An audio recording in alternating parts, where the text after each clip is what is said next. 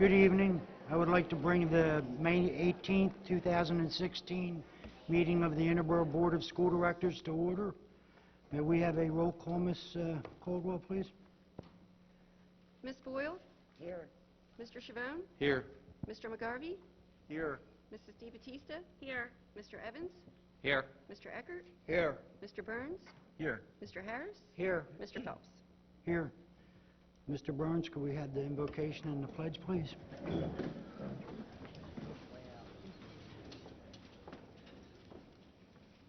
Heavenly Father, please hear our prayer. Bless all schools, colleges, and especially the Interboro School District. And grant to this board in their deliberations this evening the spirit of wisdom, truth, and knowledge. What is undertaken always be done in charity and in peace, and what we do might be for the benefit of others. All this we ask in your name. Amen. I pledge allegiance to the flag of the United States of America and to the republic for which it stands, one nation, under God, indivisible, with liberty and justice for all.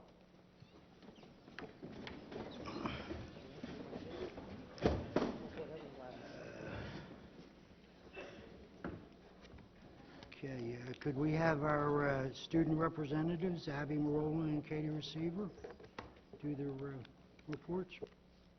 We would like to thank Abby Marola on behalf of Interboro Student Council for her service for the past 2 years as board rep. Without her, I would probably go to every meeting on Tuesdays instead of Wednesdays.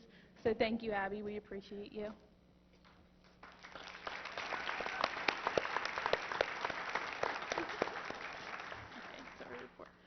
Thank you, Ms. Hokinson, Ms. Ward, and Interboro students and the John Hines Environmental Center staff for providing a wonderful learning experience for the Kindergarten Academy students who were able to study native species at the center. On Earth Day, students were busy learning about recycling, digging for fossils, and enjoying a puppet show presented by the Franklin Institute. Parents attended the first Parent Information Night on May 4th, which reviewed instructional technology at the school. Ms. Cicerine, Ms. Mullen, and Mrs. Hokinson and Ms. King were presenters. At Glenolden School on April 4th, One Book, One School kicked off. This year, our students read Lemonade Wars. One activity was a lemonade sale during lunches, and half the money raised went to Alex's lemonade stand. On April 22nd, students conducted a walk and collected donations for Alex's lemonade stand. April 8th was the PSSA pep rally. April 11th, students were permitted to dress down as their favorite superhero. April 12th through the 28th, our students in grades 3 through 8th worked very hard taking the PSSA test. On April 25th, our second grade went to Tyler Arboretum. Everyone had a great time and were very well behaved. Prospect Park students 3rd through 8th worked diligently to complete the English and Math PSA tests. 4th through 8th completed the science tests as well. Students were rewarded for positive, productive, and proud behavior with a special Hollywood Squares assembly. Parents and community members gathered to cheer on the elementary chorus and band performers at the spring concert. At Norwood School, we would like to give a special thanks to our home and school for organizing another fantastic bingo night on April 9th. Another special thanks to all the students and parents for participating in Hoops for Heart and Jump-a-thon fundraiser to raise money and awareness for American Heart Association. Thank you to Tammy Bucci and all those who volunteered and attended Tinicum's 50th anniversary celebration. April 29th and May 2nd, we held Hoops for Heart and Jump Rope for Heart events, thanks to Mr. Schiff, Mr. Rambo, and volunteers. The spring concert and art show were held May 10th. The artwork and performers were fantastic. Thank you, Ms. Basilice, Mr. Andrews, and Ms. Smith. May 26th will be our musical, The Lion King Jr., directed by Ms. Cassidy and Ms. DeMarco. Best of luck to the cast and crew. At the high school on April 11th, our FBLA students competed in the state competition. Congratulations to Luke Masaja, who came in 40th out of 82 in accounting. Also, congratulations to Bill Stam, Dan Tate, and Lope Rojas, who came in 11th out of 36 in sports and entertainment management.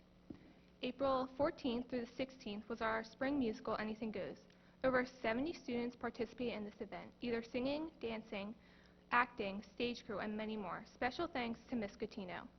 On April 21st, the sophomore class took a trip to Philadelphia Zoo. Approximately 60 students attended the trip and were given the time to explore the various habitats. On April 27th, the members of the National Honor Society were sworn in during their annual ceremony. 46 juniors and 39 seniors were awarded the highest honor. NHS President Eric Kolesnik led an elegant ceremony that was attended by the high school administration, the superintendent, members of the board, and teachers and guests. April 22nd, the junior prom took place at the Oaks in Glen Olden. The students were very well behaved, and everyone who attended had an amazing time. I would also like to wish Katie good luck next year as senior board rep. This concludes our report.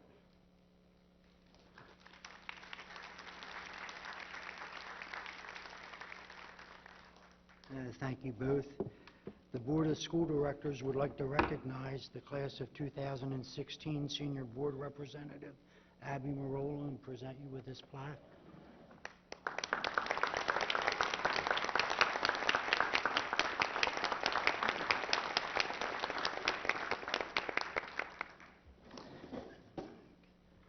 And if we could ask the board to take a seat down at the by the podium for the next awards.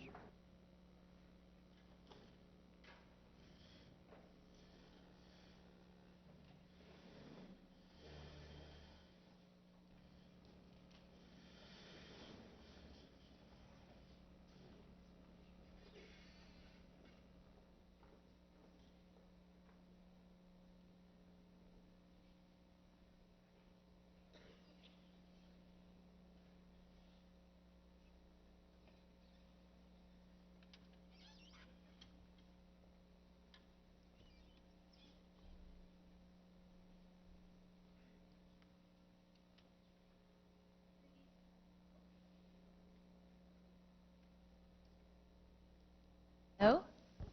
Good evening, everyone.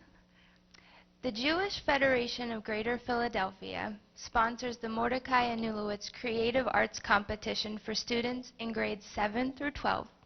Students have an opportunity to express their feelings and knowledge on themes related to the Holocaust through creative writing, music, visual arts, and dance. Norwood School had 2 winners this year. 7th grader Samantha Curo won first prize in 3D arts for her sculpture, which is seen on the screen behind us. And 8th grader Amber Bergheimer took first prize in creative writing, and we're proud to recognize both of these girls here tonight.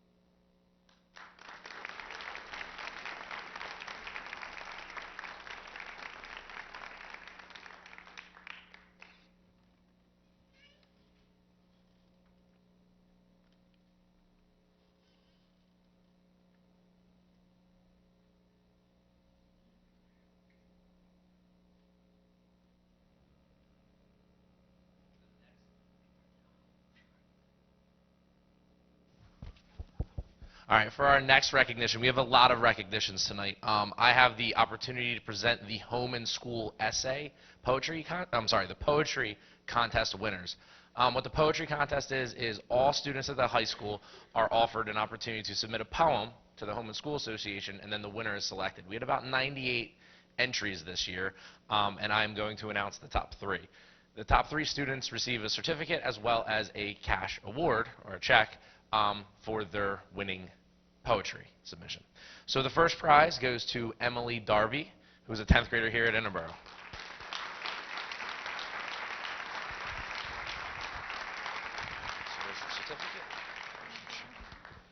Our second prize winner could not be here tonight because they are part of our medical careers program and they are attending another award ceremony, but that winner was Miss Megan Corkery.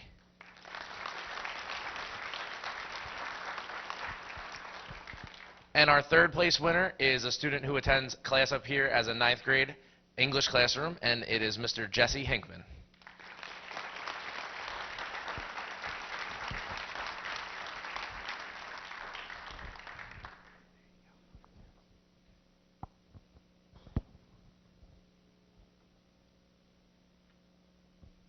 All right, thank you very much. At this time, I'll call up Mr. Johnson, who will be presenting our top 5% award recipients.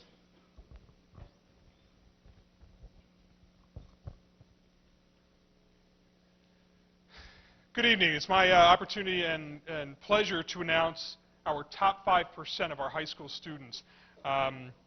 Just prior to the board meeting, we actually had a dinner across in the cafeteria where we got the opportunity to recognize our students and find out what they're doing, where they're going, what their plans are. And it gave us a chance, or at least for myself, kind of a moment to realize, what we're all here for in education. It was these students. And when we see the names and the faces of them who are highly involved, whether it be on stage or activities or sports, which a couple of them cannot be here tonight because they are in the next round or headed off to the playoffs. Softball is doing very well, baseball doing well.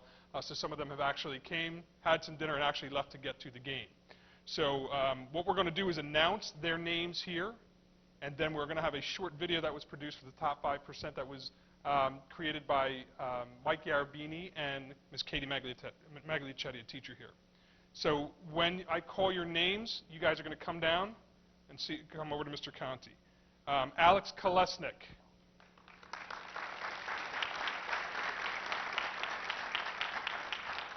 Amber Hiddell. Andrew Bucher.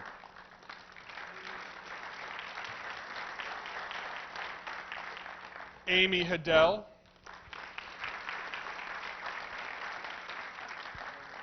David Welsh. Brady DiGiacomo. Stephanie DiDominicus.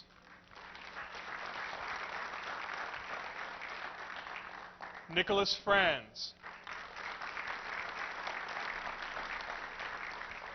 Eric Kolesnik.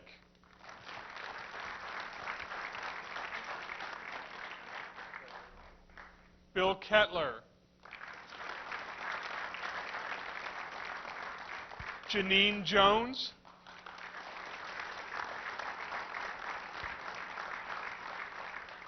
Cynthia Vedino. Molly Evans.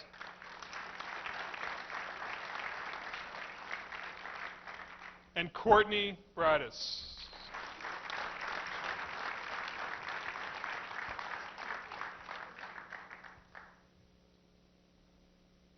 Before you is our top 5% or the best of Interboro. I think it's also important, too, that we recognize, because their community school principals were here as well. So from kindergarten all the way up through high school, we thank you very much, and you make us buck proud. Folks, your top 5%.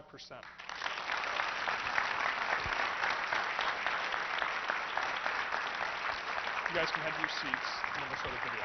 Okay? At this moment, we're going to take a short moment to show a video that was produced regarding the top 5 students. 5%, actually.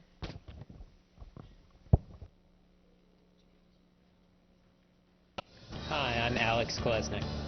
My name is Amber Hiddell. My name is Andrew Bucher. My name is Amy Hiddell. Hello, my name is Brady DiGiacomo.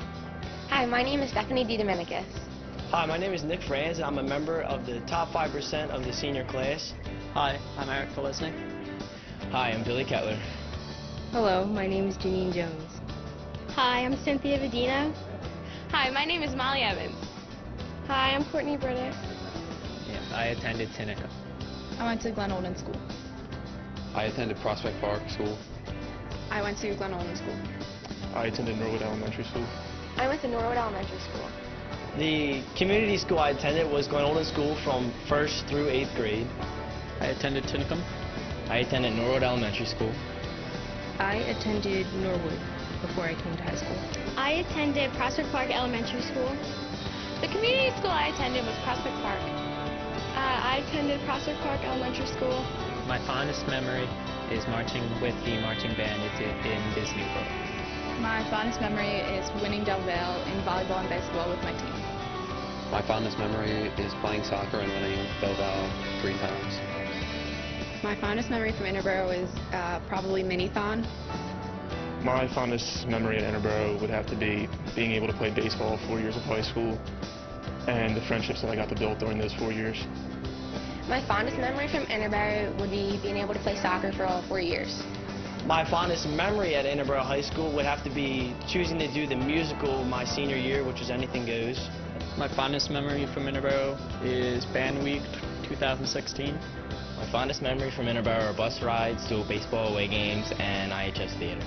My fondest memory of Interboro is probably just all my art classes. My fondest memory from Interboro would have to be all the homecoming pep rallies and all the school spirit that everybody always showed. My fondest memory from Interboro was being a part of theater for all 4 years. My fondest memory would probably be going to the football games because it was fun. My proudest accomplishment is becoming the drumline captain. My proudest accomplishment is probably passing AP Physics. My proudest accomplishment is passing AP tests to get college credits.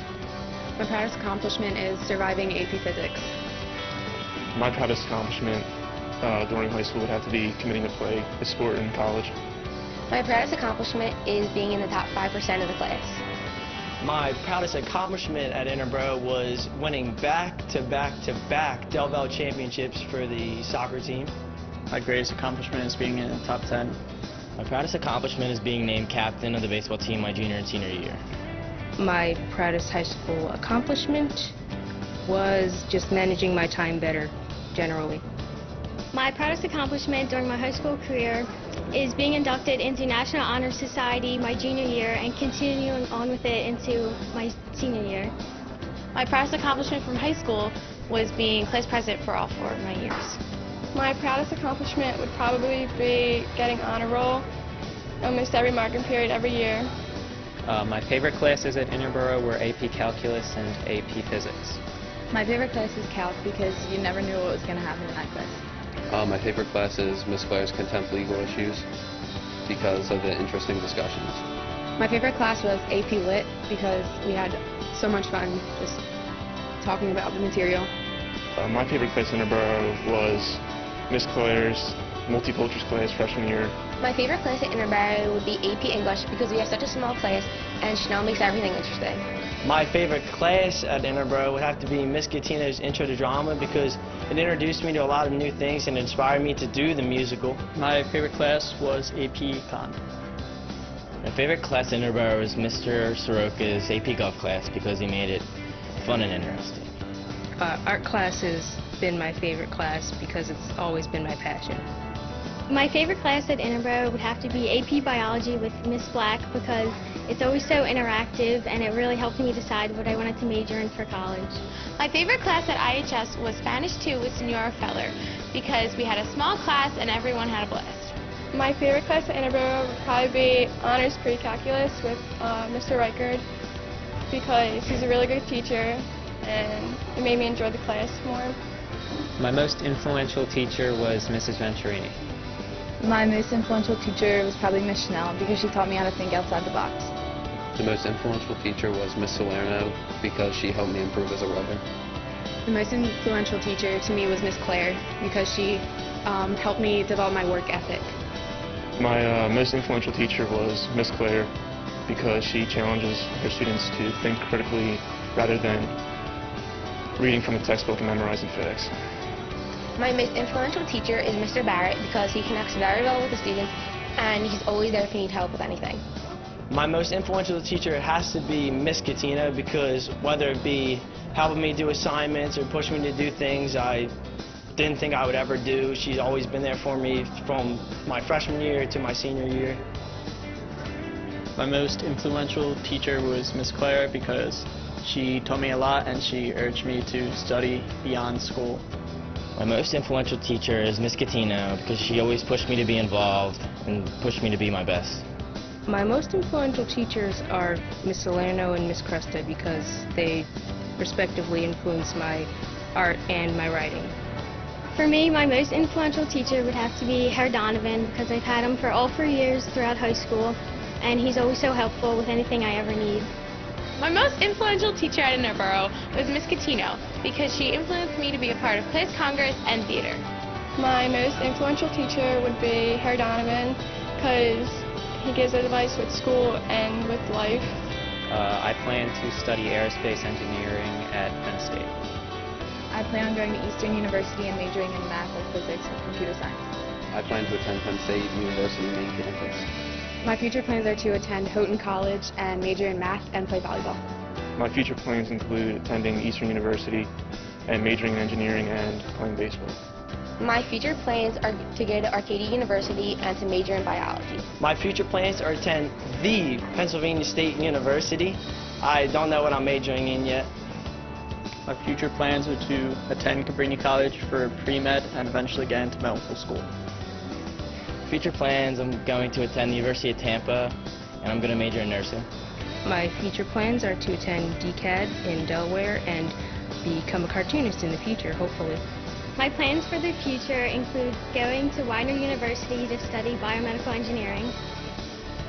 My future plans include going to Millersville University for 4 years and getting my Bachelor's of Science in Education. I plan to go to Delaware County for a year or two, then transfer, and hopefully become a vet. My advice to any incoming freshman is to get involved in as many activities as you possibly can. My advice for incoming freshmen is it's cool to care about school. My advice to incoming freshmen would be to get involved in school activities and even in your community as well. My advice for incoming freshmen would be to get involved. My advice for incoming freshmen would be to get involved as much as possible and to just be yourself. My advice for incoming freshmen would be to always go to the school functions and to get involved in as much as you can. My advice to incoming freshmen is to put yourself out there and step out of your comfort zone and experience new things. You want to make your high school experience as great as it can be. Join all the teams, do student council and class congress, do the musicals. Just step out of your comfort zone and enjoy yourself. My advice for incoming freshmen is don't slack off. My advice for incoming freshmen is to get involved as much as possible and to try new things. Don't procrastinate, manage your time as well as you can, and don't believe anyone that says there's a third floor or a pool. Some advice for incoming freshmen is to make sure to keep up the grades, but also to remember to have fun. My advice for incoming freshmen is to get involved. Stay involved and keep your grades up. For advice for incoming freshmen, I would say don't procrastinate because it's really stressful when you do.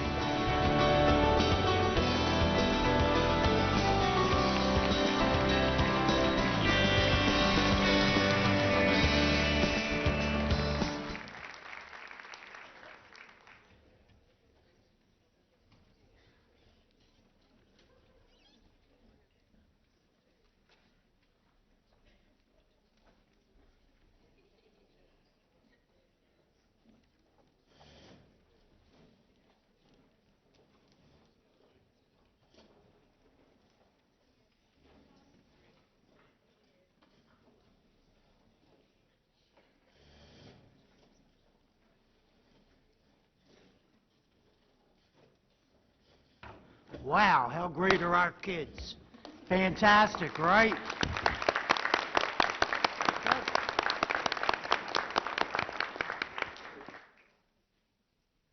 All right, back to the meeting here. Mr. Burns, public comments? We have 7 individuals tonight. I will start with Ms. Brady Scanlon.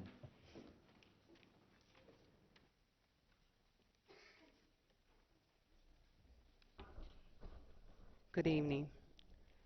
I'm Bridie Scanlon from Glen Olden, and I'm also the IEPA president.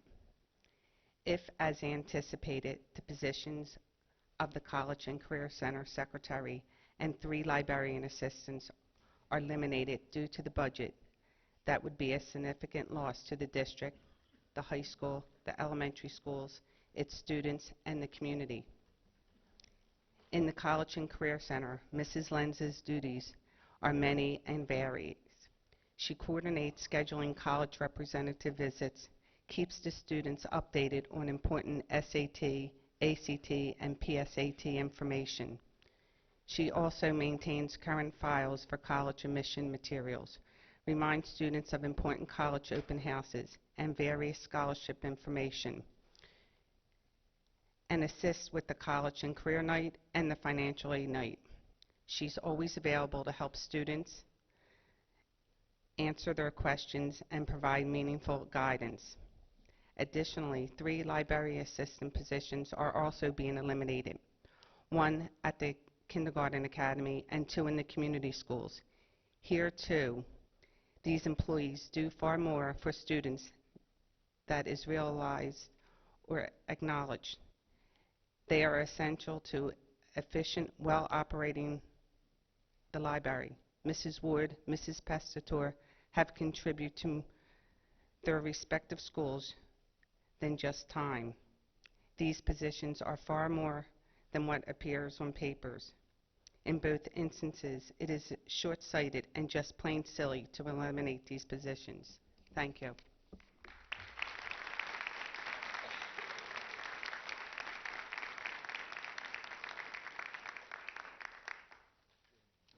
Next, we have Joyce Anderson.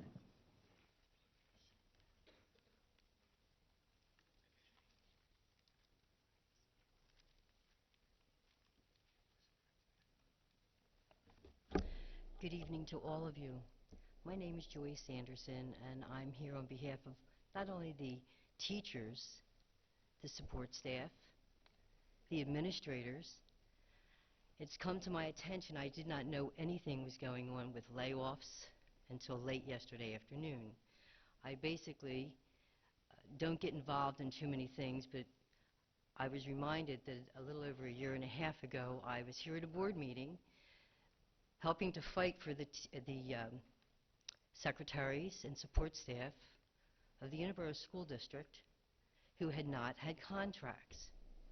Well, now I come to find out late yesterday afternoon that we're going to have major layoffs. Each and every person who is employed by the Interboro School District plays a very important role. From your support staff at every school, and I'm not talking just Norwood School, who I have got very close ties to, and the people from Norwood who are here know that. The people from the kindergarten academy who have known me for the last 13 years know that. I am appalled that one position, any one position, can be just wiped out here without any regard.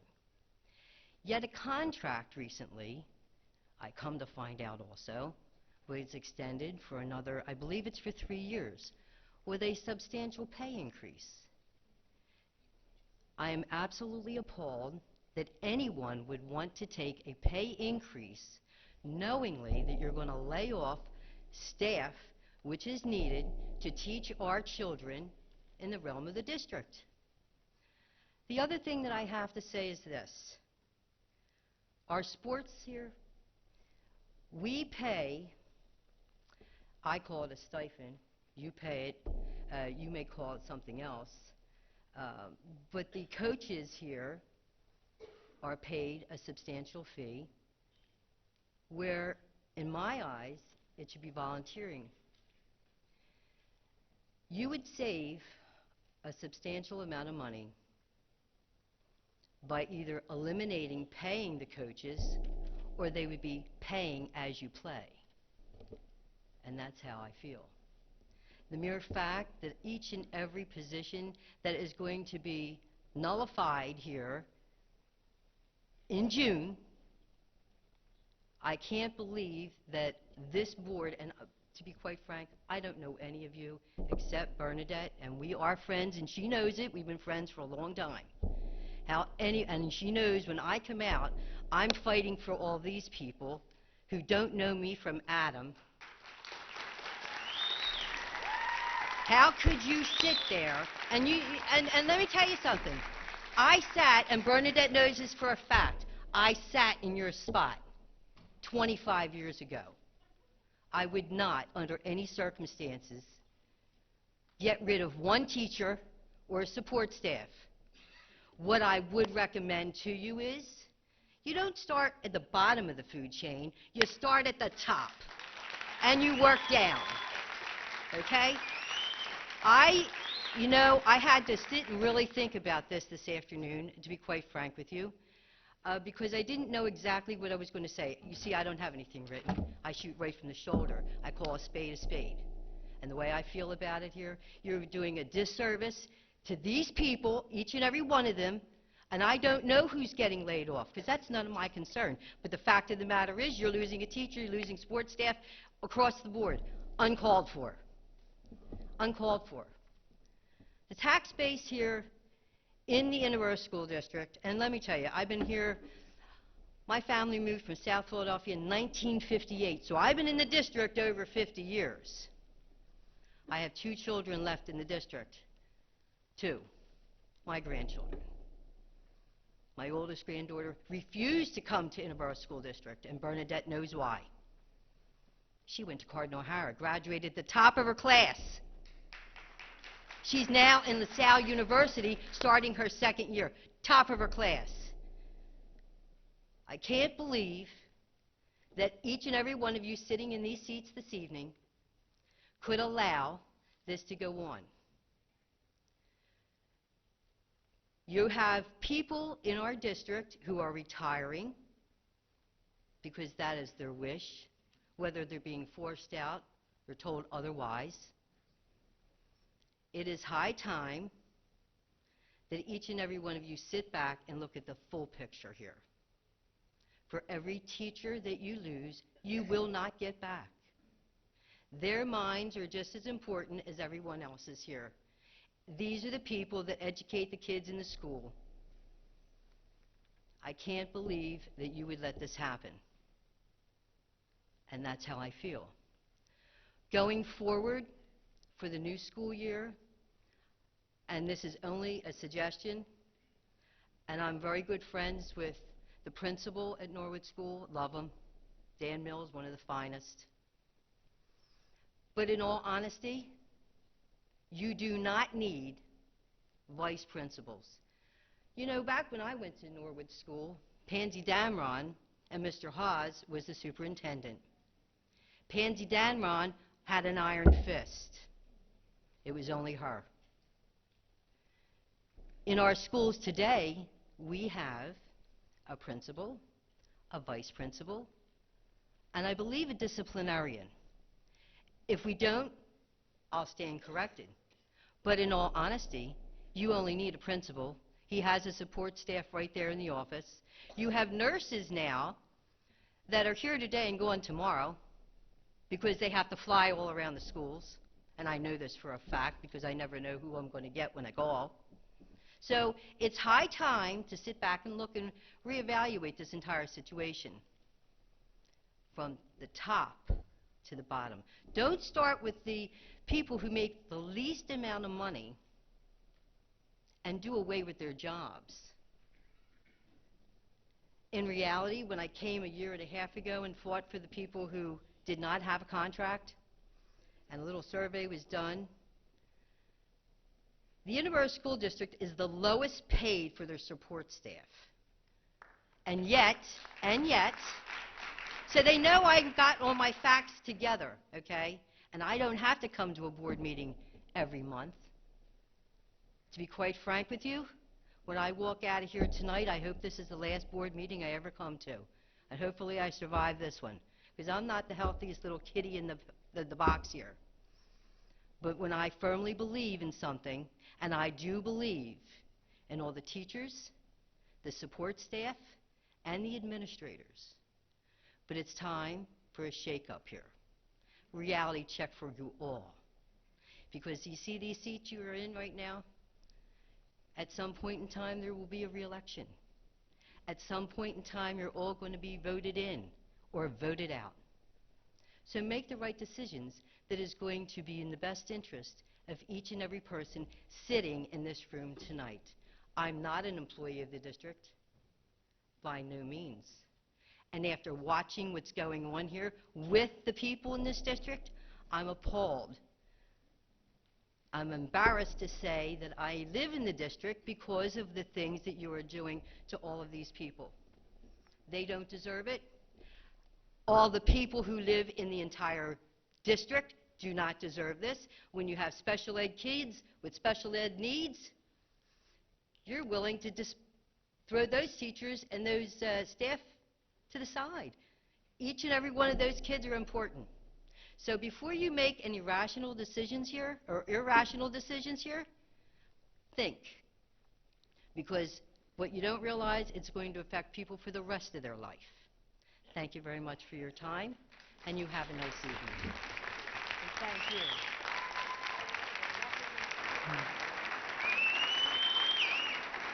Thank you, Ms. Anderson. Next speaker, Mr. Burns.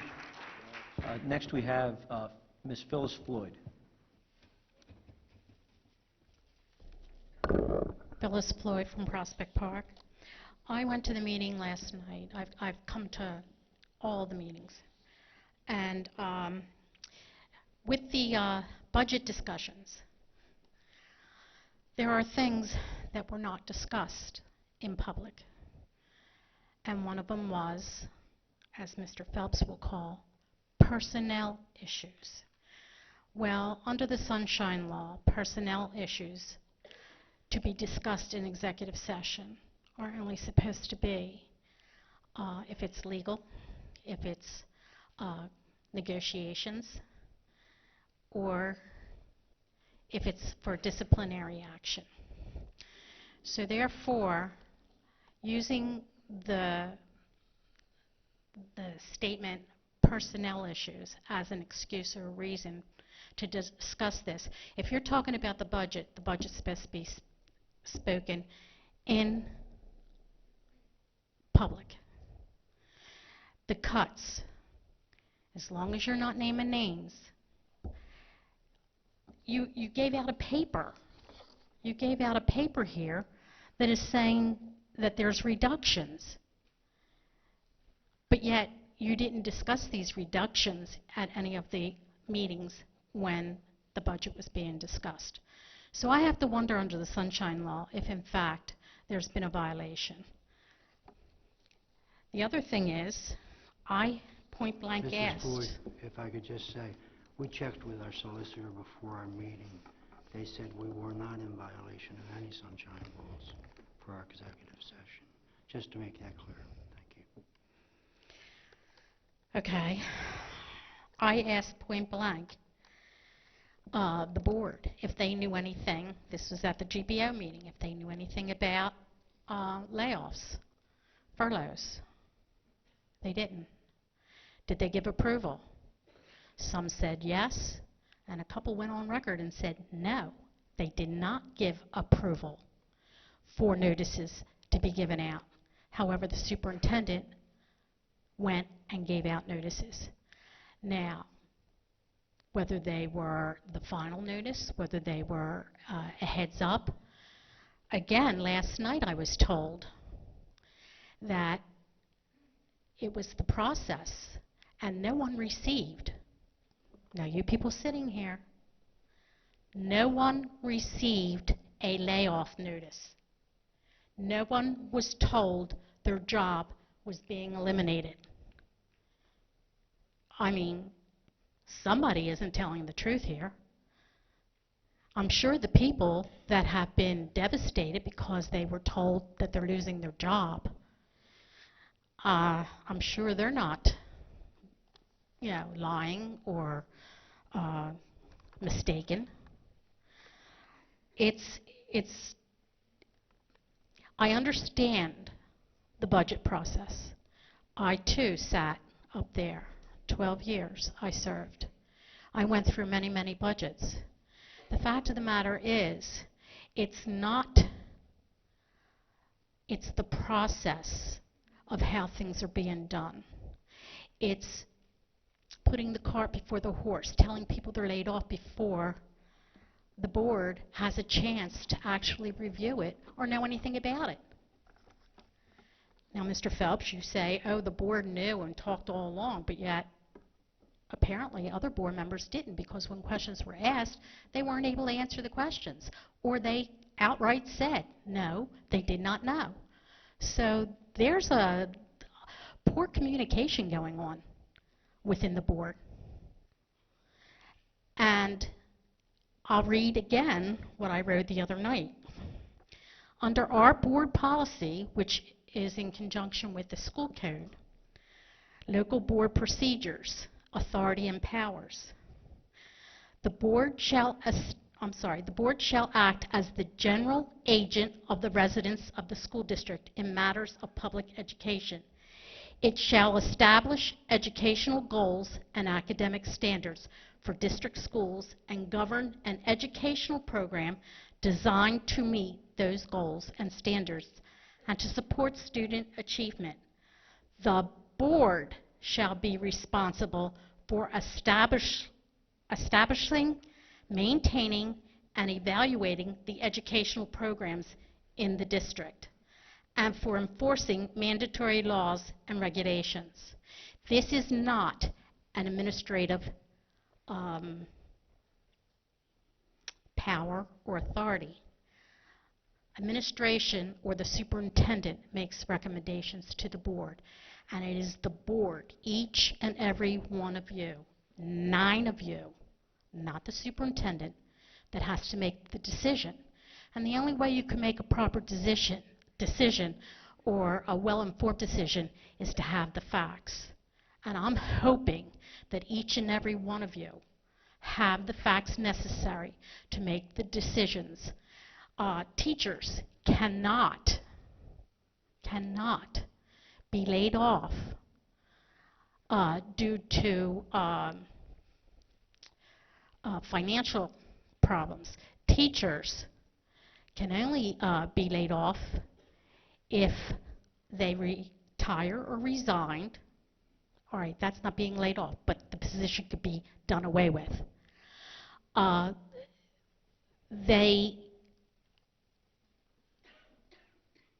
If there's a restructuring of the curriculum, which is what Mrs. Riley has come up with in order to do the budget cuts, yet the restructuring plan has not been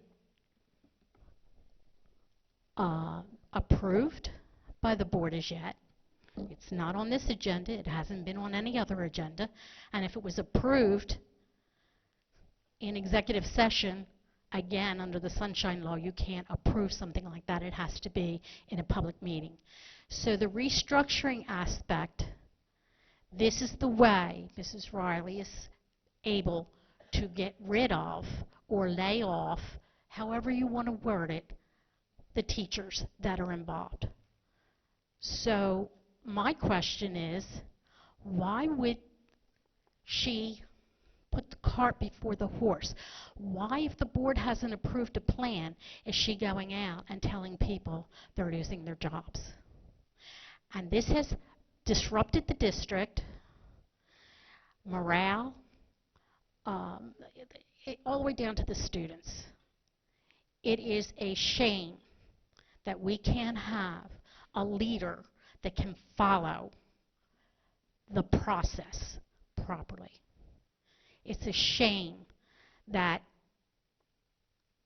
the 9 of you didn't see red flags, big red flags, when it came time to renew the superintendent's contract, because this is only the beginning of what's going to be going on the next 3 years. I'm entitled to my opinion, and as far as time, I didn't take as much time as the last person that spoke.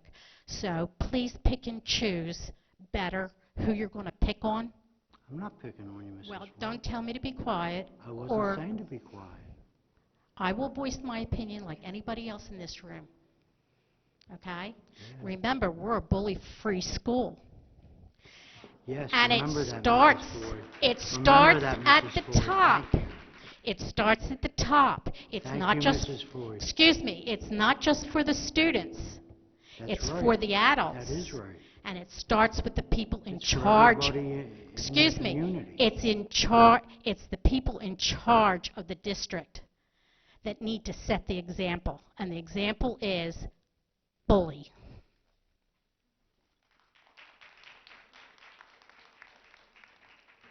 Mr. Burns, next speaker. Yeah, I hope I don't mispronounce your name, but it's Nicole Scalesa. Mr. President, can I have a point of order, please? Yes, Mr. Eckert. Can we excuse the student representatives due to the length of the meeting, please? Yes, we may. Thank you. Good evening. My name is Nicole Scalessa.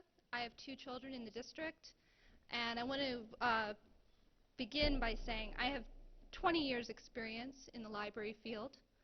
I work at the oldest cultural institution in the nation, the Library Company of Philadelphia, where I'm currently the IT manager and the digital humanities coordinator. I've been a reference librarian there. I've worked in every facet of the library field at that institution. My children have excelled in this district because they have a mother that's a librarian. My daughter in 5th grade was accelerated to 6th grade English.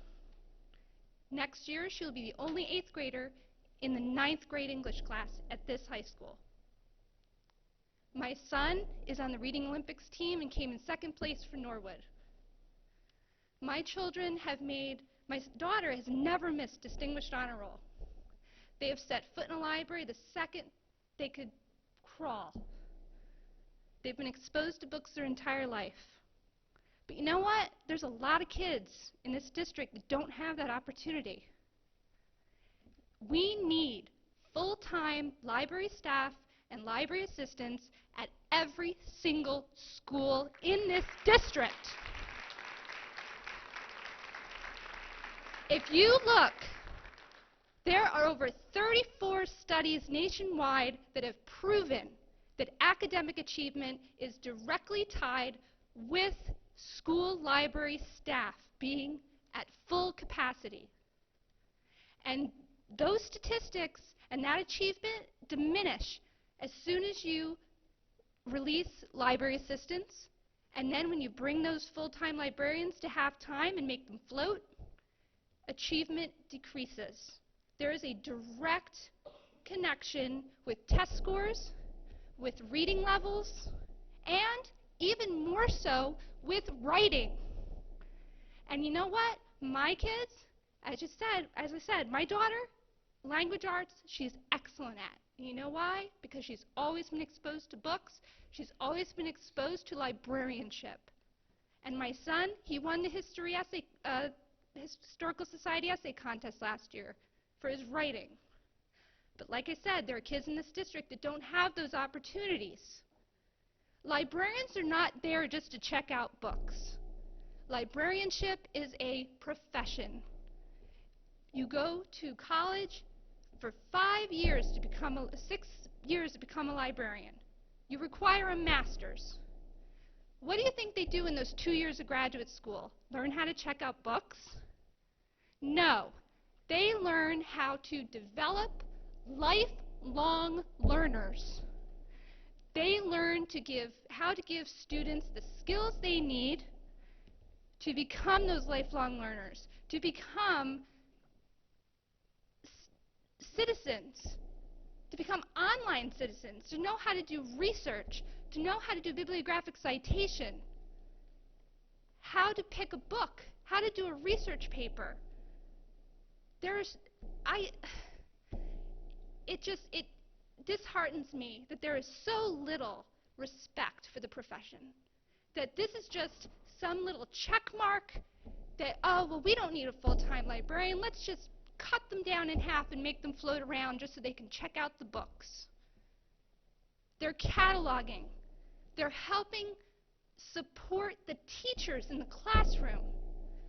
Librarians curate a collection of books that represent the diversity of every single library for every single elementary school and the high school.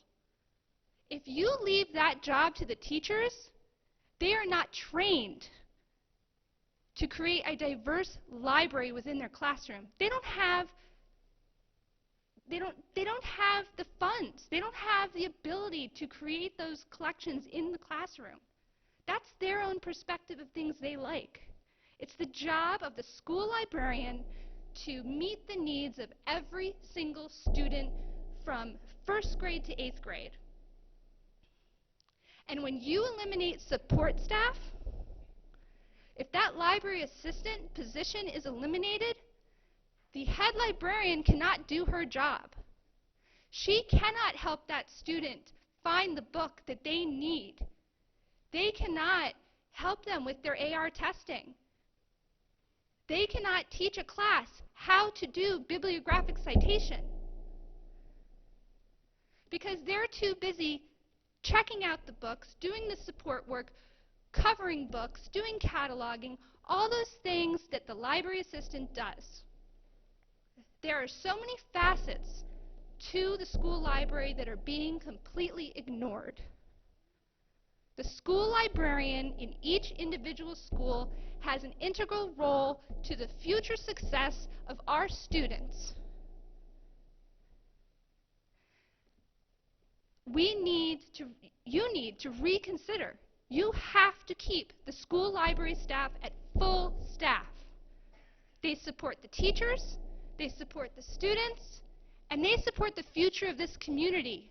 Because when those students graduate,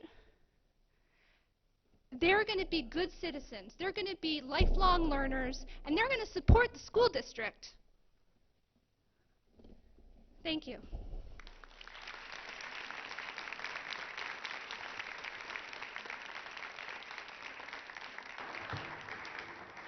Next speaker, Mr. Burns. Next we have Elaine Waskanis. Ms. Wasakanis.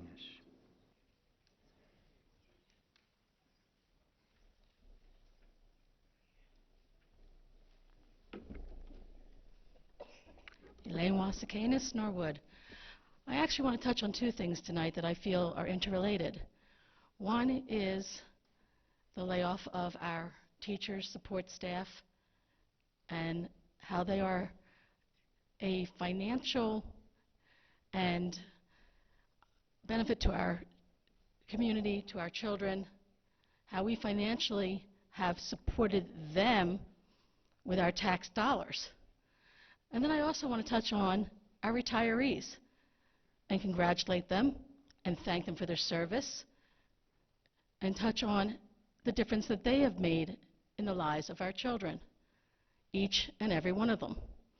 Wow, two different ends of the spectrum, laying people off and wonderful teachers retiring. How do they relate? Okay, over the years, our tax dollars have been used to educate our educators and our support staff. We have supplied them with continuing education. The district pays for part of that, both the teachers and the support staff. A lot of it is required by law that it needs to be done. We've invested in these people. You've invested in me. I am part of that group. I don't like seeing my money thrown away to somebody else because the training that you've paid for me, for the teachers, is going to go someplace else. These are top-notch, dedicated, caring people who work here because this is our community, this is our family, and we care. We deeply and sincerely care. And you're going to take that money and throw it away. It's gone because those people, those resources have now left our district. They're gone. Scary thought. I don't like wasting money. And I certainly don't like wasting phenomenal people and talent that we have thought were the best of the best, and that's why we hired them in the first place. They are the best of the best. They are Buck pride and excellence. So when you're thinking about dollars and cents, don't just think about the dollars and cents today. Think about the dollars and cents that you've invested in each and every one of these people that you are telling, there's the door, Don't let it hit you on the way out.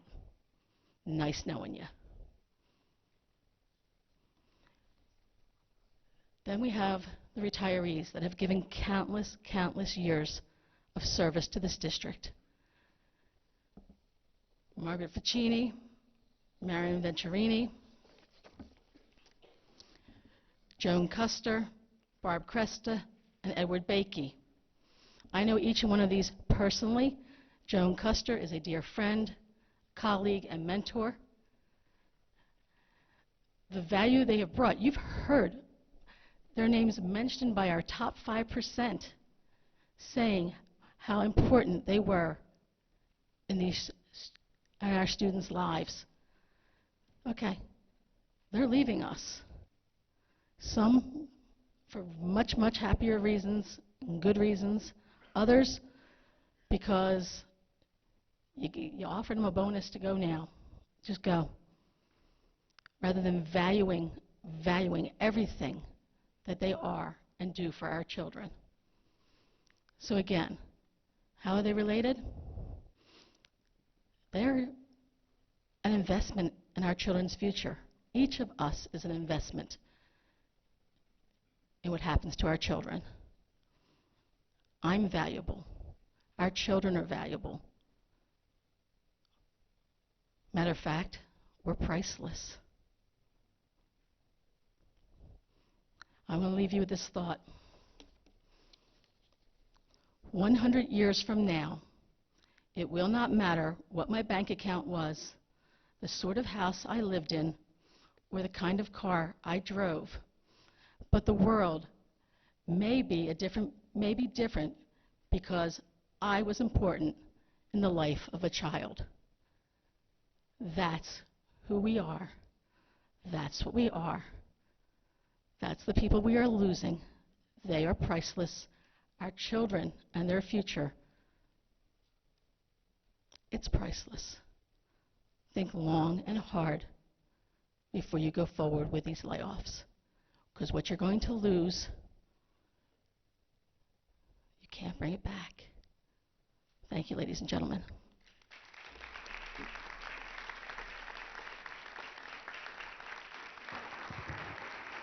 Thank you, Ms. Rossakanis. Next, we have Tracy Mayer.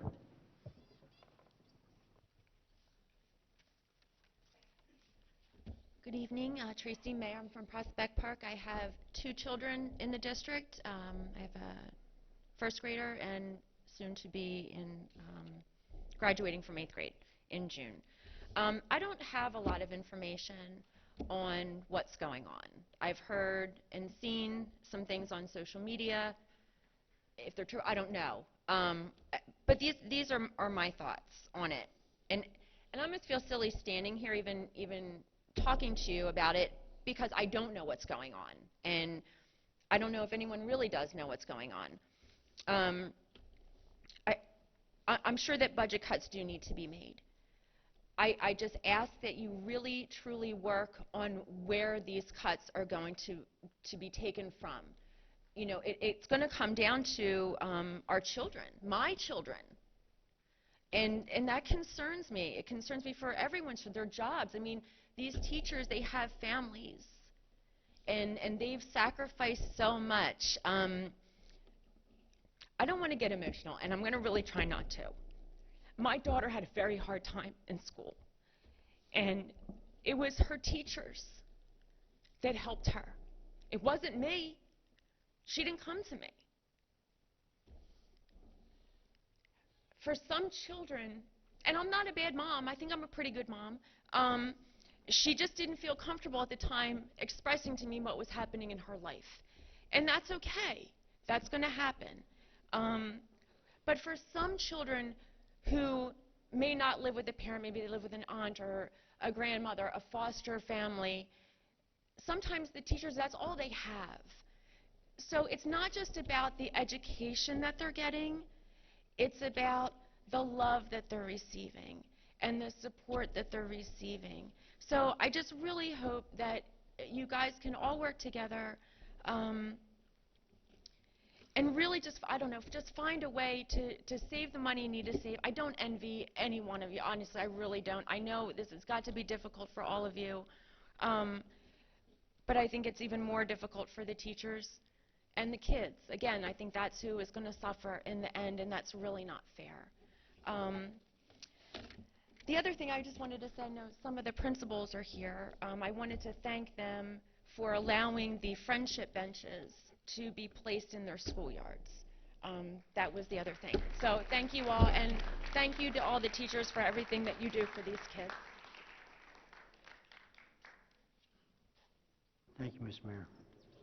Is there any more? There's one more, Mr. Phelps. It's Janet D. Gregorio.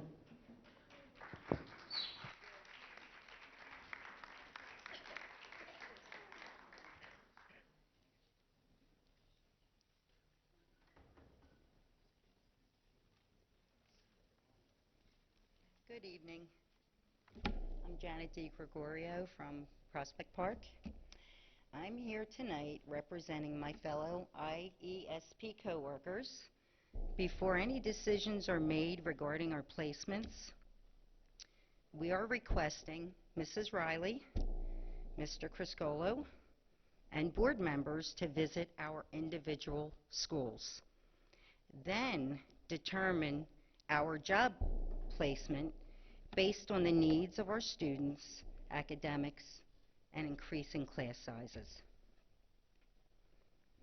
Those of us who have seniority have established a rapport with our students, our faculty, and know the curriculum of our buildings.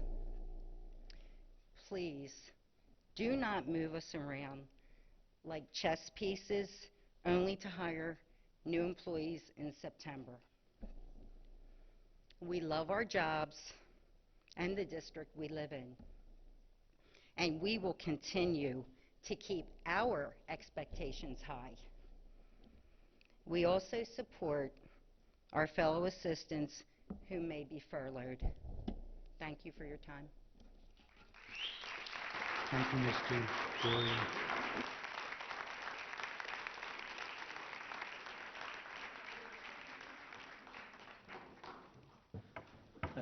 Next is number 5, motion 5.1. Motion that the following minutes of the regular meeting of the Interboro Board of School Directors held on April 20th, 2016 be approved. Second. The motion's been moved and seconded. Are there any questions or comments from the board? Hearing none, all those in favor, please say aye. Aye. Aye. Opposed? Motion carries 9-0. Next. Solicitor's report, Ms. Serena. Thank you, Mr. Phelps. This month, our office has been consulting with the school district on policy review, special education consultation, and legal updates pertinent to school districts. Thank you. Thank you, Ms. Serena. Motion number 7, Mr. Burns. Motion number 7, financial. 7.1, motion that the attached treasurer's report for the month ending in April 30th, 2016 be approved. Second. Motion's been moved and seconded. Are there any questions or comments from the board? Hearing none, all those in favor, please say aye. Aye. Opposed? Motion carries 9-0. Next motion, Mr. Brown. Motion 7.2, motion that the fund disbursements in the amount of $3,217,179.12 be approved. Second. Motion's been moved and seconded. Are there any questions or comments from the board? Hearing none, all those in favor, please say aye. Aye. Opposed? Motion carries 9-0. Mr. Burns, any correspondence? Yes, we have correspondence this evening, Mr. Phelps. It's a letter I'd like to read. Dear Mrs. Riley, kindly present this letter for correspondence for us in this month's public meeting. Every time I attend a concert at Interboro High School, I'm amazed that the admission is $0. The cost is nothing. However, the performance is always worth the weight of the instruments in gold. Principal Johnston's introductory message in this year's concert program stated, "Here at Interboro, we strive to provide all students with an education that awakens all aspects of their individual abilities, talents, and interests. Participating in the arts provides this opportunity for some of our students. Today's concert showcases not only the talent, but also the hard work and dedication needed to develop the skills for a successful performance. The students have worked hard to reach the level of achievement. The 2016 spring concert offered remarkable talent in both the choir and the band. Ms. Hannah Knaus, and Mr. Dan Friel enthusiastically showcased the dazzling abilities of their combined 80 students. The music selections were so pleasing, and the students' renditions of them were amazing.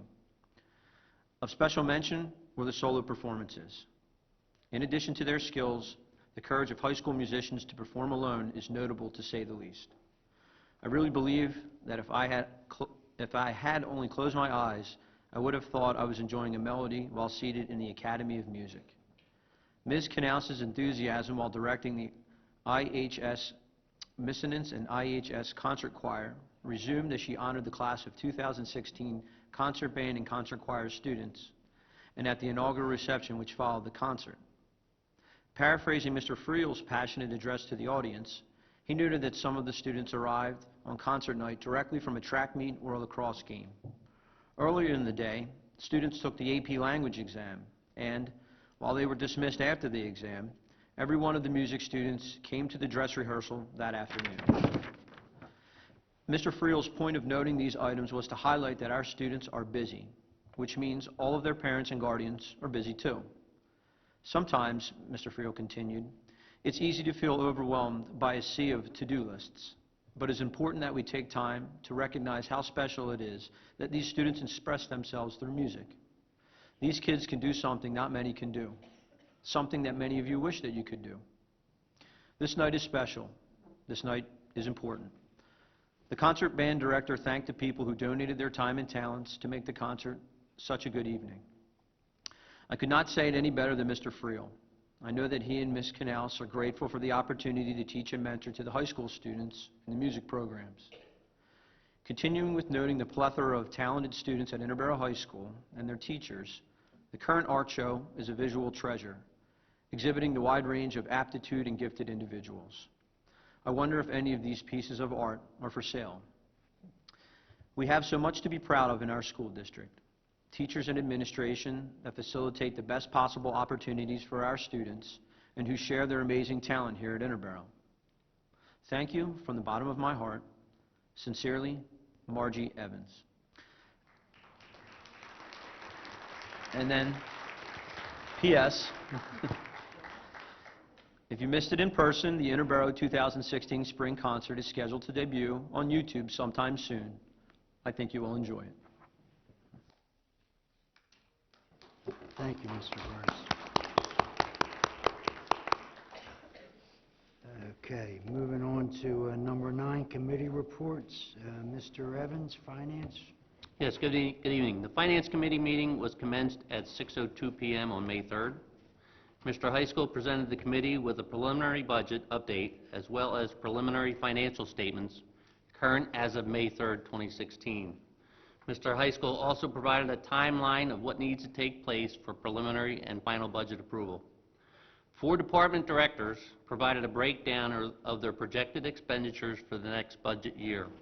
The technology budget was presented by Mrs. Haggerty. Curriculum and instruction was presented by Dr. Ekman and Mr. Avidable. Operations budget was presented by Mr. George Wolhoff, and the athletic department budget was presented by Mr. Kloss. The operations budget presentation also presented proposals for capital expenditures. The athletic department presented a proposal for some much-needed upgrades to our high school training and fitness facility, as well as to the high school gym floor. Mr. High School also provided an update on our bond fund status as of April 29, 2016.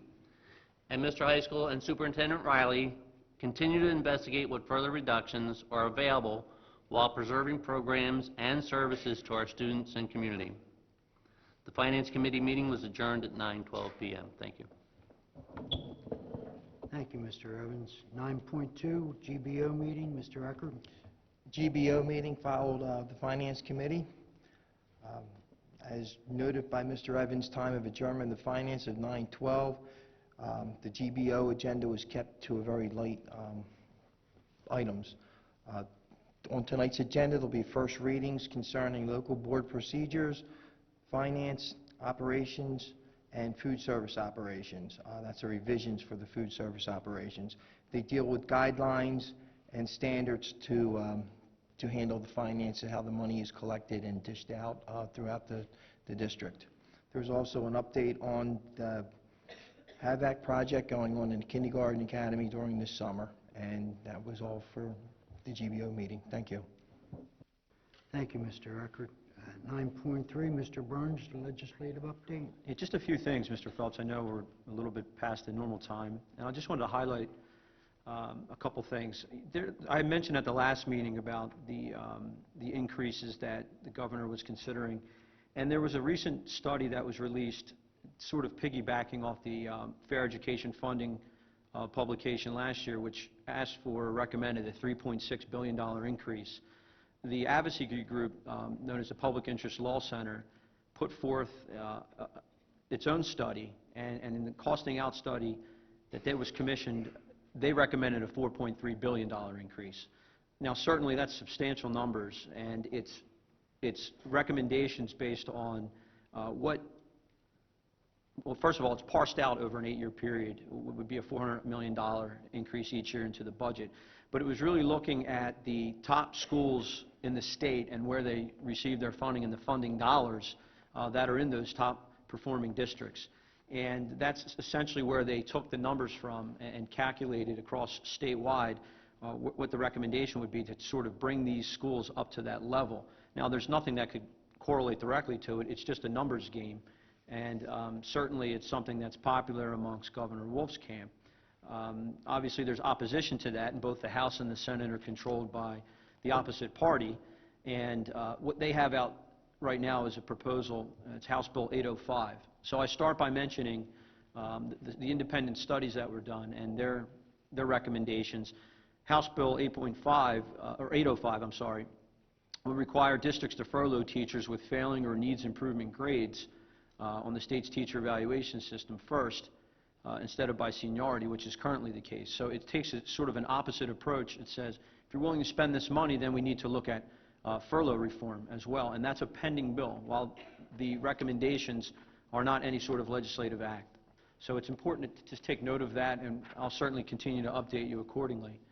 And we heard from Ms. Mayer tonight in some public comment. I don't know if she's still here or not, but I wanted to mention this specifically for her and some legislation that has been passed.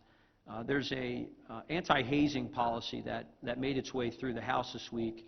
It had 180 to 15 vote, and it passed unanimously through the Senate. It's applicable to grades 7 through 12 and requires anti-hazing policy. It's posted online. It requires the schools to post them in the schools as well. Their copies are provided to athletic organizations. I think we're all familiar with some of the hazing policies that went along throughout the state and more locally here just outside of our county. And then it talked about the penalties of fines and withholding of diplomas or transcripts from that sort. So I thought that was noteworthy as well, something positive in terms of combating bullying and hazing. Thank you, Mr. Burns. 9.4, Delaware County Community College, Mr. Chavone. Thank you, Mr. Phelps. The Delaware County Community College did not have a meeting last month, so I have nothing to report. Thank you. Thank you. 9.5, Mr. Harris, Delaware County IU. All right, I'm up to bat here. You ready? It'll be easy. The Delaware County Intermediate Union Board of Directors met on May 4th, 2016. It was approved to create an additional supervisor of special education for the early intervention program. Approve and accept a proposal from Gallagher Benefit Services for insurance. Approve a new head custodian position and 2 new part-time custodial positions at the Morton facility. Approved to sell internet services back to the districts at the E-rate cost plus an additional fee not to exceed $180 per month. Approved to create and operate the new DCTS adult cosmetology program beginning June 1st, 2016. Also approved to create and hire a part-time adult cosmetology instructor position at the rate of $24 per hour. For more information and news, go to dciu.org. Thank you. Thank you, Mr. Harris. Mr. Burns, number 10, motion number 10. Motion number 10, personnel. Motion that the following personnel actions be approved, 10.1 through 10.9. Second. Motion has been moved and seconded. Are there any questions or comments from the board? Hearing none, all those in favor, please say aye. Aye. Opposed? Motion carries 9-0. Next motion, Mr. Burns. Motion number 11 is retirements. Motion 11.1, with regret, please accept the following retirements. Margaret Ficini, kindergarten teacher with 27 years of service to the district, be approved for retirement under the terms of early retirement incentive program, effective June 17, 2016, under the terms and conditions set forth in the current agreement with the Interboro Education Association. This is all lumped under one motion, but I find it important to recognize each person individually. Absolutely. Second is Marion Venturini, science teacher, with 31 years of service to the district, be approved for retirement under the terms of the Early Retirement Incentive Program, effective June 17, 2016, under the terms and conditions set forth in the current agreement with the Interboro Education Association. Joan Custer, PE health teacher with 32 years of service to the district, be approved for retirement under the terms of the Early Retirement Incentive Program, effective June 17, 2016, under the terms and conditions set forth in the current agreement with the Interboro Education Association. Barbara Cresta, art teacher, with 33 years of service to the district, be approved for retirement under the terms of the Early Retirement Incentive Program, effective June 17, 2016, under the terms and conditions set forth in the current agreement with the Interboro Education Association. And finally, Edward Bakey, maintenance at the administrative building, with 37 years of service to the district, be approved for retirement effective July 1st, 2016. Second. Motion has been moved and seconded. Are there any questions or comments from the board? Myself, I would like to thank each and every one of them for the service that they gave to this district, and it is very much appreciated.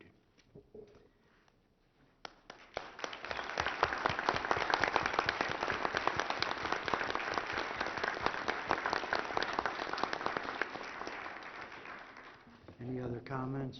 Comment, Mr. President? Yes, Mr. Eckert. I'd like to offer my good luck to the retirees as they move on to a new chapter in their life, and hope they have time to enjoy and do all the things that they've set their goals to accomplish. Also, I'd like to wish Mr. Bakey a happy retirement. Sometimes we get lost with congratulating the teachers, which they do deserve, but sometimes the support staff and the maintenance people that keep these buildings and the grounds in the shape that they do sometimes get overlooked.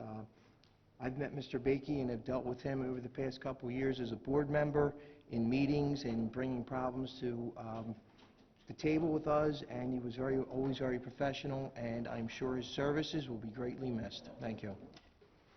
Thank you, Mr. Eckert. Mr. Chabon?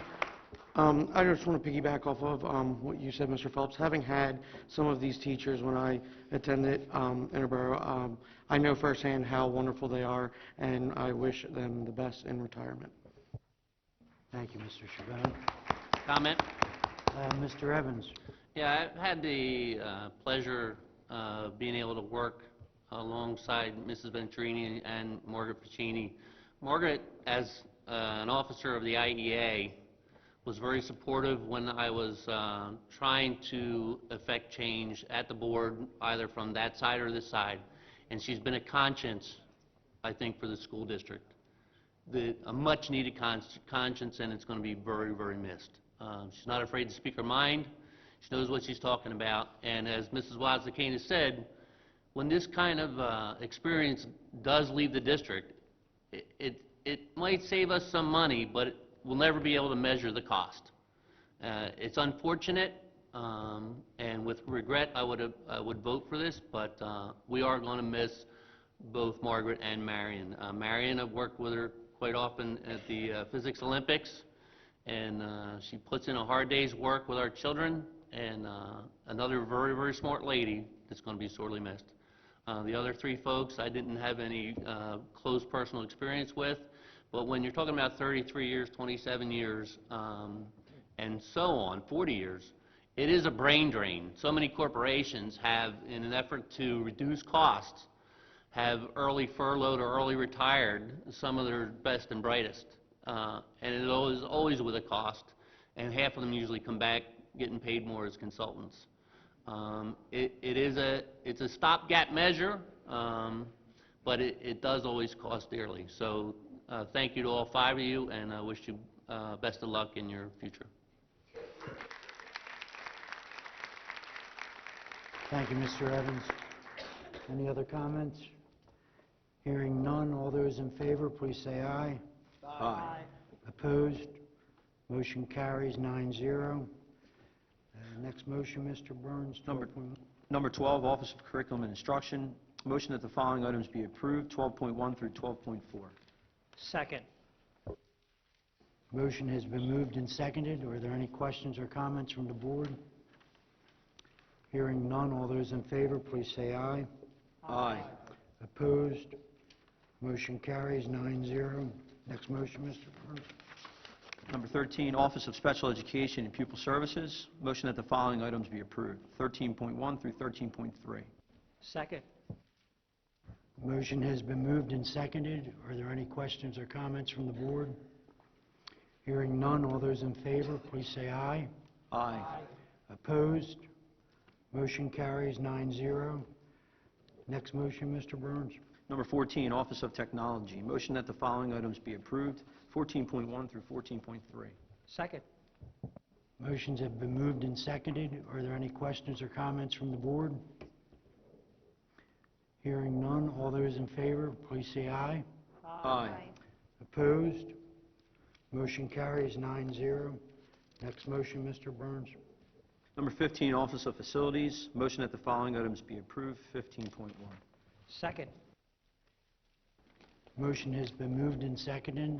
Are there any questions or comments from the board? Hearing none, all those in favor, please say aye. Aye. Opposed?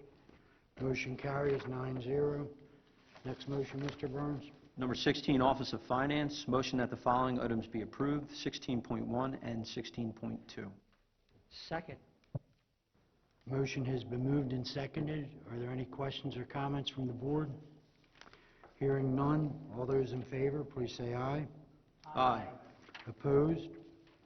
Motion carries 9-0. Next motion, Mr. Burns. Number 17, motion that the Board of School Directors approve the attached MLP OC's agreement with Frontline effective July 31st, 2016, in the amount of $10,005 paid from district funds. Second. Motion has been moved and seconded. Are there any questions or comments from the board? Hearing none, all those in favor, please say aye. Aye. Opposed? Motion carries 9-0. Next motion, Mr. Burns. Number 18, which is a roll call motion, motion that the Board of School Directors approve to enter into the attached letter of understanding with SEIU 32BJ for summer work hours. Second. Motion has been moved and seconded. Are there any questions or comments? Ms. Caldwell, could we have a roll call on this? Ms. Boyle? Mr. Chavone? Yes. Mr. McGarvey? Yes. Mrs. DeBattista? Yes. Mr. Evans? Yes. Mr. Eckert? Yes. Mr. Burns? Yes. Mr. Harris? Yes. Mr. Phelps? Yes. Motion carries 9-0. Next motion, Mr. Burns. Number 19, motion that the Board of School Directors adopts the attached proposed final general fund budget for the fiscal year July 1st, 2016 to June 30th, 2017, with proposed expenditures of $65,719,178, requiring an increase of 1.0859 mils over the current millage rate, resulting in a tax increase of 3.2% for a new total millage rate of 35.0221 mils. This is also a roll call motion. Second. The motion has been moved and seconded. Are there any questions or comments from the board? Comment? Yes, Mr. Burns. I think this is the motion that's brought everybody here tonight. I mean, we take notice of who comes, and certainly some meetings are more attended than others. I think some of the comments that were made tonight were coming from the heart. I think other comments were made coming through the rumor mill. So while I certainly agree with some things that were said, I can't agree entirely with everything. But what I can say with accuracy is those who do come to the meetings regularly and those who cannot but still choose to check in online, while I can't speak for other board members, I can speak only for myself, that I stress the need for transparency and at all times to have full disclosure of information. And initially this motion has been presented preliminarily, and we've done a lot of hard work, and a lot goes out to our administrators and our board members. However, I still feel that there's a piece missing here, and I've been requesting specifics for historical data to know really where our money is being spent, and stressing and emphasizing that history should not repeat itself. And if the district is running a deficit, we need to know why, and personnel cuts are not the first place to start. The scrutiny of the budget and where money is spent along the lines of forecasting and future projections is the hardest work, and that's where the work should be done.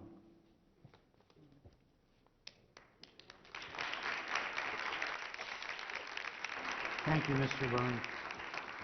Any other comments? Comment? Ms. DeBattista? Yes, I could never have imagined how difficult it was going to be to sit in this spot because, you know, a few years ago I was sitting in the audience just like you, and coming to the meetings, there was a lot going on in the district and with the board at the time, and this auditorium was always filled and with not so happy people. We're tasked with very difficult decisions. We have to be responsible to our constituents and our taxpayers, and we need to spend responsibly. But at the end of the day, I come here and I sit here, and I'm a mom, and I have students in the district. I have kids that are in the district, and I see most of your faces every day. So we have to present something tonight. We had to present a preliminary budget. I need more time because some of the decisions that are in this budget I just am not comfortable with. And so for me to say yes to this motion is agreeing to some of those decisions. I don't think anyone has come to this table lightly. Nobody is just, I think a lot of work has gone into it. I just think we're in a difficult spot with the money that we have to work with.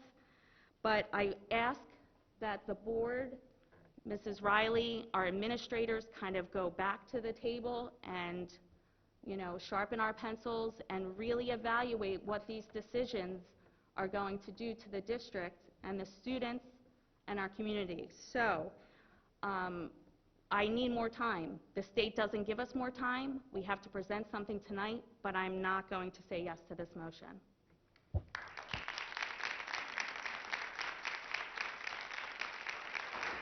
Thank you, Ms. DeBattista. Mr. Harris? Comment.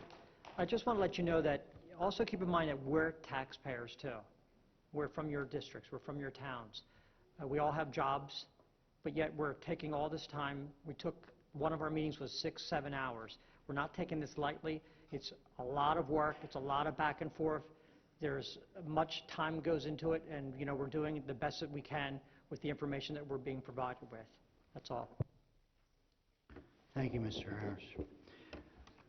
If I could just read something to the public. Excuse me. Over the course of the last 5 years, the school board and the administration have worked diligently to prepare a proposed final budget that is being voted on this evening. In January, the district was presented with a $4 million deficit. Through lengthy discussions by the board, finance committee, district, and department budget meetings, it is projected that the deficit can be reduced to less than $1 million based on the recommendations from the superintendent and the administration. The board has had to make difficult decisions to reduce staffing across the district and to restructure programs in a way that has the least impact on our students and continue to provide quality educational programs. The district will be restructuring the computer, response to intervention, library programs, at the community schools, also implementing a middle school exploratory foreign language program for the 2016-2017 school year. As we move into the final month of budget discussions, the board will continue to review the budget and work closely with our administration to ensure that we are bringing forth a final budget that continues to provide a quality education for our students and is fiscally responsible to the taxpayers. For the first time, the district is providing the budget at a glance update with the information on our school district budget, which are available on the back table up there by the doors. This will also be available on the website tomorrow and in the schools. Next month, Ms. Riley will present a final budget, and through the presentation will provide a detailed update on the district finances, educational programs for the upcoming school year. Thank you.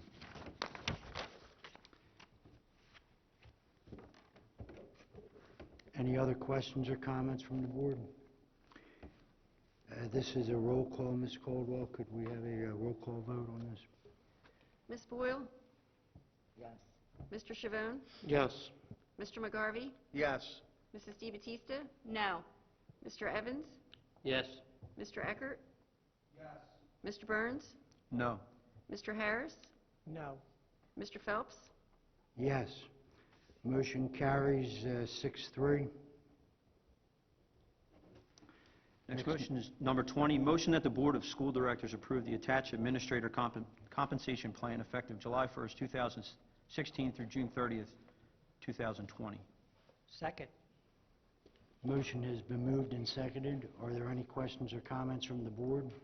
Comment. Mr. Burns? Mr. Phelps, I apologize. This is a roll call motion as well. I forgot to mention that. No problem. Hearing no other comments, Ms. Caldwell, could we have a roll call, please? Ms. Boyle? Yes. Mr. Chavone? Yes. Mr. McGarvey? Yes. Mrs. DeBattista? Yes. Mr. Evans? Yes. Mr. Eckert? Yes. Mr. Burns? No. Mr. Harris? Yes. Mr. Phelps? Yes. Motion carries 8-1.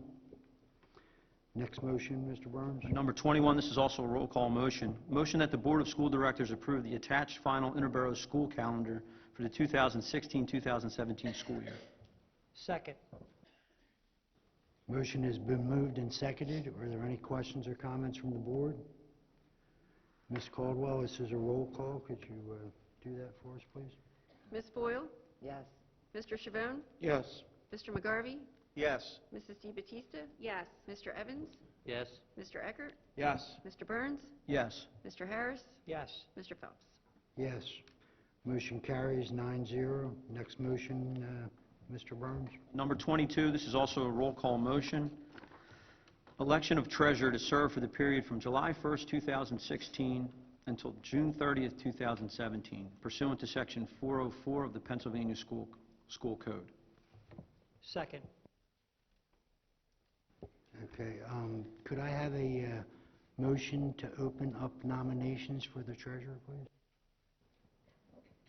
So moved. Second.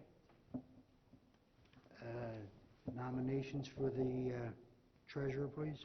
Anybody? Mr. President, I'd like to nominate Mr. Paul Eckert for treasurer. And I would second that. Motion to close nominations? So moved. Second. All those in favor for Mr. Eckert as, or I'm sorry, Ms. Caldwell, this is a roll call vote. Could we have a roll call on this, please? Ms. Boyle? Yes. Mr. Chavone? Yes. Mr. McGarvey? Yes. Mrs. DeBattista? Yes. Mr. Evans? Yes. Mr. Eckert? Yes. Mr. Burns? Yes. Mr. Harris? Yes. Mr. Phelps? Yes. Congratulations, Mr. Eckert, Yes. as our treasurer.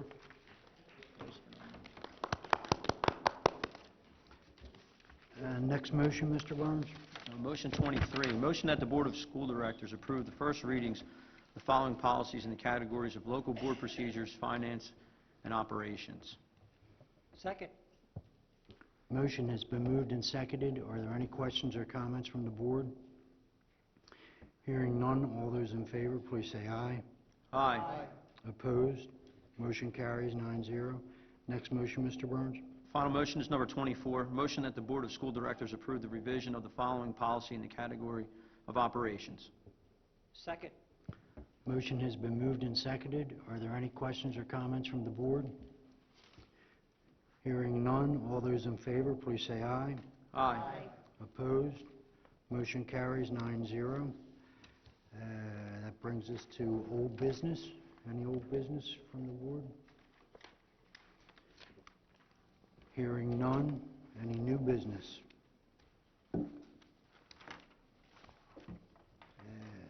Hearing none. Ms. Riley, if you could comment. Thank you, Mr. Phelps. This evening, 5 Interboro teachers and staff were approved for retirement. This is always a bittersweet time of year as we bid farewell, wish them well in their retirement, knowing that their wisdom and their knowledge will be missed in the classrooms and hallways of our school.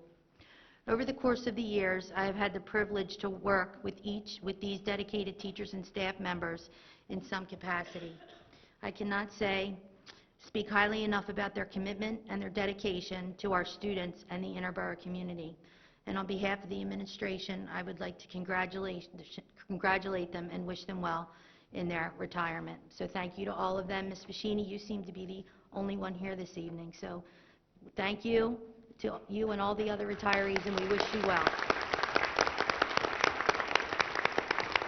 Speech? Speech?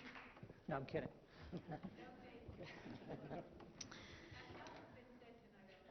Thank you. This year, the high school will be adding into the graduation events the Senior Walk on June 14th at their community schools to say thank you and farewell.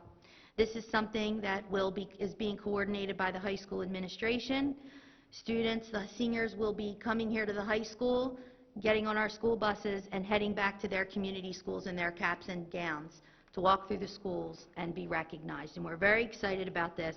Parents are invited to attend, and more information is available on the website. So a new event for our seniors, and we're looking forward to watching them all visit our schools in their caps and gowns and bid farewell. So we look forward to that. I hope all of you had an opportunity to see the artwork that's on display. It is the art show here at the high school. It's amazing the work that our students have done. Realize how talented our kids are. I'd also like to thank Dawn Hunter and the students from Prospect Park for the artwork that is here in front of the stage. Thank you very much. Thank you, Ms. Riley. Is there any comments from the board? Comment? Mr. Harris? Yes, I would just like to thank the Norwood School and Mr. Mills and the rest of the staff that invited me to participate in helping out judge the science fair. And congratulations to the winners and all the participants. I had a great time. I even learned something, too, from some of the students. So thanks again. Thank you, Mr. Harris. Mr. Chabon? Next time we meet for our monthly board meeting will be after graduation. So I just want to congratulate all of the seniors and the parents. Live the next couple weeks. It's a great time, senior prom, and graduation is going to be very exciting. So congratulations. Thank you, Mr. Chabon.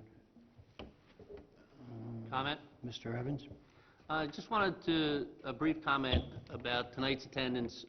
It is heartening to see participation from the community and staff. That is how democracy works. It doesn't work by letting the vocal minority tell you what is going on or tell you what you need to do. Make sure you come out and learn for yourself what's going on in the district. Pay attention every month to what is happening. That way, when we have what could be considered a catastrophic employment event, such as this, we'll already know what and why it has to be done. We are facing a projected significant shortfall, which we cannot always pass on to the community in the way of a tax increase. And it is not cavalier or with a light heart or with lack of participation or lack of attention that we make any of these decisions. The board has participated in this since January.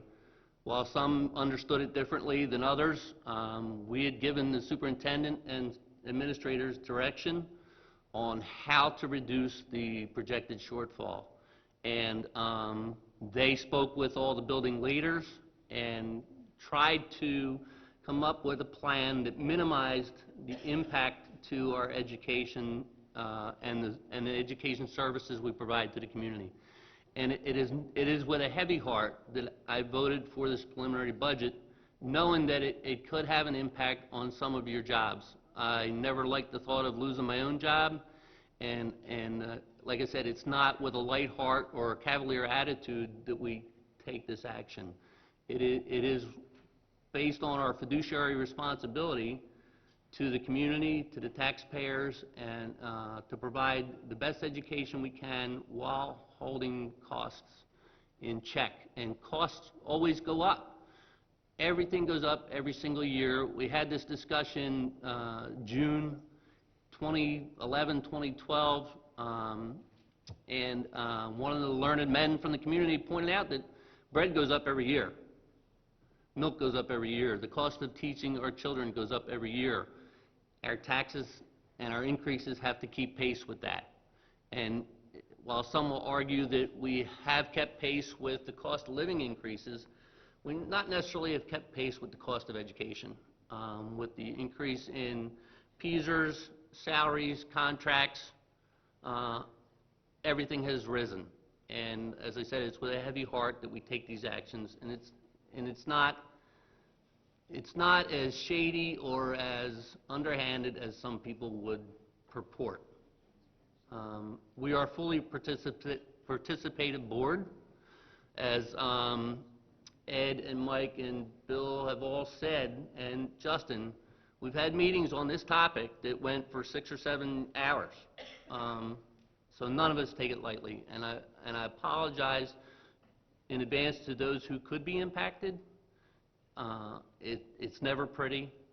We don't want to do it, but we are compelled by our fiduciary responsibility. And we are looking everywhere. We look everywhere where money could be saved, where line item budgets can be reduced, where each department can shave whatever they can possibly shave off their operating costs. And lastly, our biggest resource is our teachers. And to watch somebody like Margaret Ficini go out the door, it pains me to do so, because I know the years of experience and the passion and care that she's taken with her. And hopefully somebody will fill those same shoes. That's what we have to count on. So I just wanted to thank the public for coming out, but also let them know that we don't take it lightly, and it's not that we don't know what's going on. Thank you. Thank you, Mr. Evans. Myself, Margaret, we will miss your wisdom and knowledge when you leave. It will be truly missed. On behalf of the board, Abby, we want to thank you for your commitment. We gave you your plaque, and we wish you well at Temple University in the fall. Thank you and good luck.